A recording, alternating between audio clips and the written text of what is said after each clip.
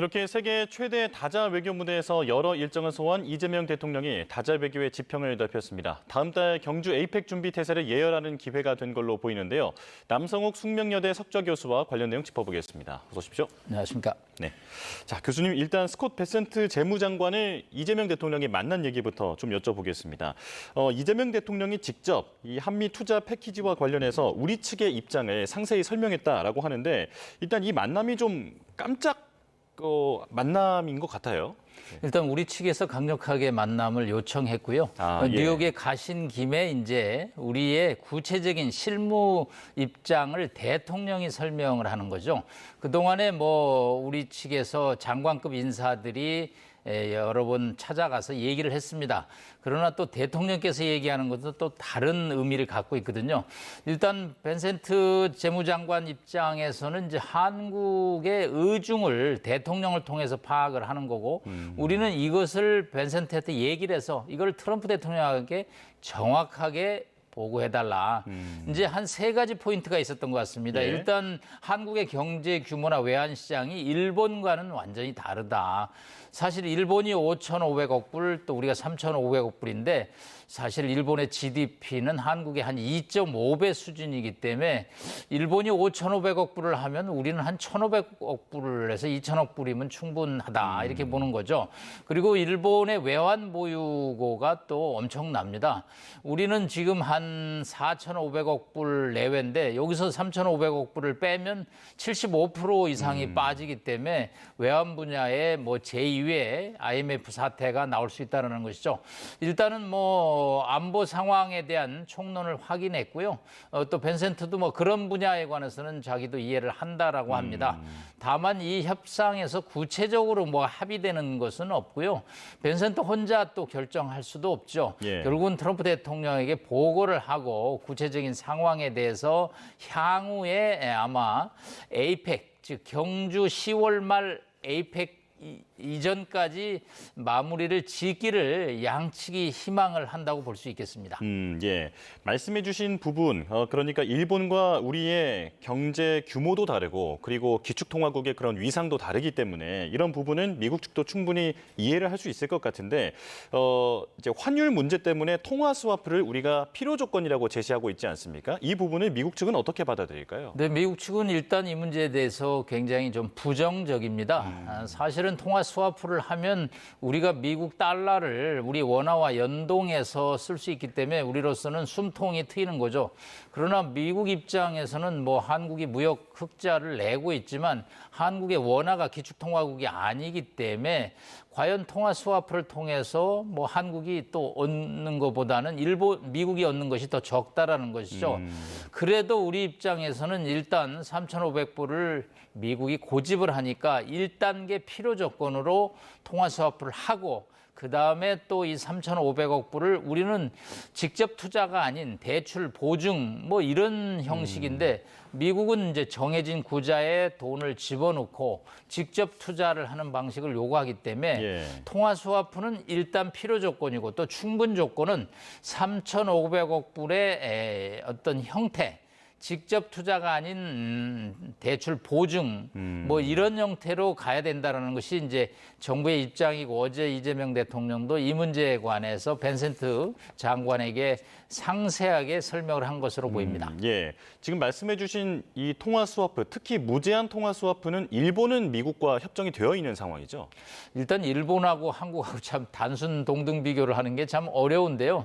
엔화는 전 세계 5대 통화 안에 들어가는 기축 통화 비중입니다. 예. 그래서 달러, 유로와 다음으로 엔화가 부상하고 있죠. 그런데 우리 원화는 사실은 우리 경제 규모에도 불구하고 기축 메인 통화에 끼지를 못하죠. 우리가 매일 환율을 결정합니다. 근데 통화 바스켓이라고 그래서 5개국 통화를 이제 집어넣고 거기서 환율이 결정됩니다. 예를 들어서 중국의 위안화까지 포함해서. 그런데 우리 원화는 그런 형편이 못 되기 때문에 일본과 자꾸 비교를 하는 것이 우리로서는 상당히 부담스러운 상황입니다. 그런데 이게 조금 전에 아르헨티나 얘기도 잠깐 나왔습니다만 여기는 또 통화 스와프를 갑자기 해주더라고요. 네, 밀레이 아르헨티나 대통령이 트럼프 대통령 지지자입니다.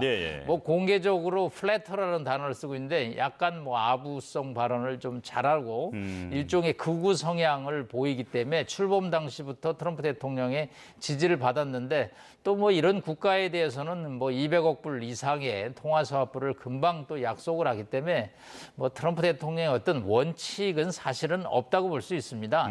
뭐 원화가 뭐 아르헨티나 통화보다 역시 위상이 낮지 않거든요. 그러면 뭐 아르헨티나가 통화 수화풀가 된다면 우리 원화는 뭐 충분히 자격이 있죠. 그러나 지금 뭐 트럼프 대통령은 어제 얘기가 오늘 또 원칙이 바뀌는 상황이기 때문에 뭐 개인적인 친밀감 뭐 이런 차원에서 경제 협력이 이루어지기 때문에 저희로서는 상당히 당황스럽기 짝이 없습니다. 참 이 협상하기 까다로운 상대다라는 생각은 계속 들 수밖에 없는데 자 어찌 됐건 지금 우리와 미국의 이런 투자 패키지 협상이 계속 미뤄지면서 결국엔 우리는 관세 협상도 이 사인이 점점 미뤄지고 있는 상황 아닙니까? 일본과 유럽이 모두 자동차 관세 15%로 이제 정리가 됐는데 우리는 당분간 이런 불리함을 좀 감수할 수밖에 없는 상황일까요? 근데 그게 우리로서 가장 고통스럽죠. 사실은 현대 기아차의 대미 수출이 우리나라 수출에 차지하는 비중이 엄청납니다. 예. 그런데 이제 일본과 유럽은 15%로 관세를 합의했습니다. 자동차에 대해서. 그러나 우리는 25%를 여전히 감당을 해내고 있습니다. 10% 정도의 이 관세 차이는 미국에서 우리가 자동차를 팔 때 뭐 마진이 결국은 없다 그렇게 볼 수밖에 없죠. 최근 뭐 무노스 현대차 미국 사장이 품질 개선을 통해서 이 난관을 극복을 하겠다라는 표현을 썼지만 소비자 입장에서는 품질에 큰 차이가 없는데 관세 10%가 더 붙는다면 한국은 비싼 차라는 분류가 되기 때문에 예. 우리 입장으로서는 관세 문제를 반드시 해결해서 최소한 일본이나 유럽 차보다 불리하지 않는 이제 그런 거를 빨리 달성을 해야 되는데 시간은 가고 있고 현대차 등의 어려움은 계속되고 있다고 볼 수 있겠습니다. 예. 자, 어찌됐건 베선트 장관은 이재명 대통령이 직접 지금 사진에서 보여드린 것처럼 만난 이후에 베선트 장관에게 이재명 대통령이 우리 측의 입장을 상세히 전달한 것으로 지금 알려졌습니다. 그렇다면 이제 베선트가 트럼프 대통령에게 전달을 할 텐데 그 다음에 양국 정상이 만날 수 있는 게 에이펙이잖아요. 네, 에이펙에서 만나서 혹시 이런 부분에 좀 진전이 있을까요? 사실은 뭐 에이펙은 21개국의 다자 외교 플랫폼입니다. 그래서 거기서 뭐 합의를 이끌어내기보다는 사전에 즉 10월 말 경주 에이펙 전에 구체적인 내용을 확정 짓고 에이펙에서는 뭐 세레모니 정도 양측이 합의했다라는 정도로 가야 되지 않을까. 사전에 협의가 안 됐는데 경주 현장에서 회담을 통해서 이 문제가 논의되기는 어렵습니다. 사실 어저께 트럼프 대통령이 뭐 유엔 총회에 참석한 150여 국의 세계 정상 내외 또 국제기구 수장들을 초청해서 만찬을 했습니다. 그런데 이재명 대통령은 이제 사실은 어제 이 자리는 이제 불참을 하고 강경화 대사 등과 식사를 했습니다. 이 얘기는 아직 협상이 진행 중인데 또 거기서 트럼프 대통령과 조우하는 것이 뭐 결코 유리하지 않다라는 판단을 했던 것으로 보입니다. 이제는 이제 남은 한 달 동안 사실은 워싱턴과 서울이 부지런히 실무 협력을 통해서 트럼프 대통령을 설득하는 그런 이제 총력을 기울여야 된다고 봅니다. 예. 자, 그리고 안보리 첫 회의, 공개 토의를 이재명 대통령이 한국 대통령으로서는 처음으로 주재를 했는데 주제를 이 의장국이 관례상 고를 수 있다고 하더라고요. 이번에 고른 건 모두의 AI.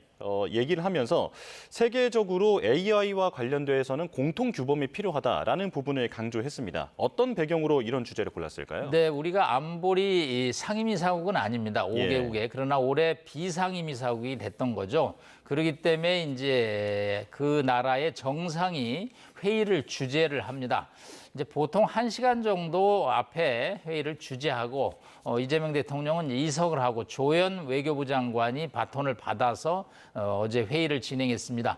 일단은 이제 AI 기술 발전이 이게 인류에게 축복이도 하지만 한편으로는 인류의 위협도 될 수가 있다는 것이죠. 예. 특히 국제 안보에 이 AI가 나쁜 의도를 가지고 특정 국가를 공격하거나 또 특정 세력을 공격할 때 이게 인류 전체에 큰 파급을 가져올 수 있기 때문에 지금 오픈 AI, 즉 샘 올트먼의 오픈 AI가 나온 다음에 이 AI에 대한 규범 활용이 굉장히 중요시하게 되고 있습니다. 그래서 이재명 대통령은 이거는 글로벌 타픽이라고 본 거죠. 예. 세계적인 이슈이기 때문에 안보리 비상임이사국 모든 회원국들에게 이 문제가 공감대가 있기 때문에 이 문제를 이제 제기를 했고 이를 통해서 AI가 인류에 기여를 하는 그런 메커니즘으로 작동하는 것을 주제로 선정을 했고 또 각국도 이 문제에 관해서 노력을 했습니다. 그래서 결국은 이런 이제 노력이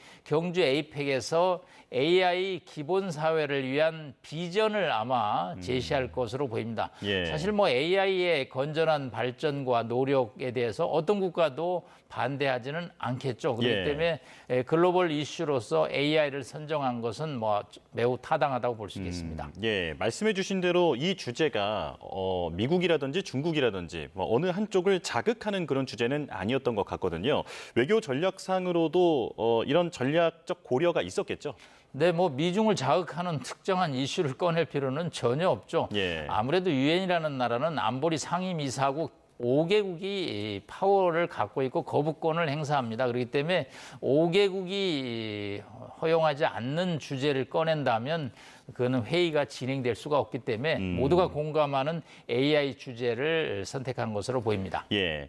자, 그리고 기조연설 얘기도 짚어보겠습니다. E&D 이니셔티브, 그러니까 교류와 관계 정상화, 비핵화를 제시하는 이니셔티브를 발표를 했는데 일단 이 내용은 어떻게 들으셨습니까? 예, E&D 일단 end 뭐 우리 단어로 하면 끝이죠. 그쵸, 우리가 예. 중학교 1학년 때 배우는 단어인데 그런데 요거 이제 하나하나 다 앞말이 있습니다. E는 exchange죠. 북한과 교류 협력을 한다라는 것이죠. N은 이제 normalization이라고 해서 정상화하는 것이고요. D는 denuclearization, 비핵화를 하는 것이죠. 일단 이재명 대통령은 E&D 이니셔티브로서 한반도 냉전을 끝내고 세계 평화를 위한 책임을 다한다라는 이제 발언을 했습니다. 한 25분 정도 자유민주주의를 중심으로 해서 대한민국 이런 단어를 중심으로 평화라는 단어를 쓰면서 엔드 이니셔티브를 썼습니다. 일단 뭐 북한이 현재는 대화를 거부하고 있기 때문에 대화를 이끌어내는 차원에서 익스체인지라는 교류 협력, 즉 사람과 물자가 이동하는 그런 제안을 했고요. 그 다음에 결국은 이제 노멀리제이션, 정상화를 하고 마지막에 비핵화를 해서 요거를 더욱 구체적으로 하면 이재명 대통령은 이제 동결이라는 단어 대신에 핵 개발의 중단을 하는 것이죠. 예. 그리고 이제 비핵화의 범위, 즉 과거에 만들어 놓은 핵, 현재 만들 핵 요거를 줄이고 그 다음에 마지막에 모두가 폐기하는 3단계 이제 로드맵을 발표를 했습니다. 예. 사실은 뭐 이 안에 대해서 순서가 과연 맞느냐에 관해서 어제 유엔 총회 그 연설 마치고 위성락 안보실장이 기자들 대상으로 조금 질의응답이 있었습니다. 자, 먼저 교류하고 그 다음에 외교 정상화하고 비핵화하는 것이 순서가 맞지 않냐는 기자들의 질문이 있었습니다. 예. 만약에 교류하고 외교관계 정상화라는 것은 제재를 해제하는 것이군요. 그다음에 북한이 정말 개과천선해서 비핵화를 하면 이게 금상첨화의 시나리오인데 북한이 마지막에 제재도 해제받고 여러 가지 지원도 받았는데 비핵화를 안 하면 어떻게 할 것이냐는 예. 것이 많은 기자들의 질문인데 그래서 이제 위성락 실장은 이게 꼭 뭐 순서로 1, 2, 3단계로 가지는 않는다.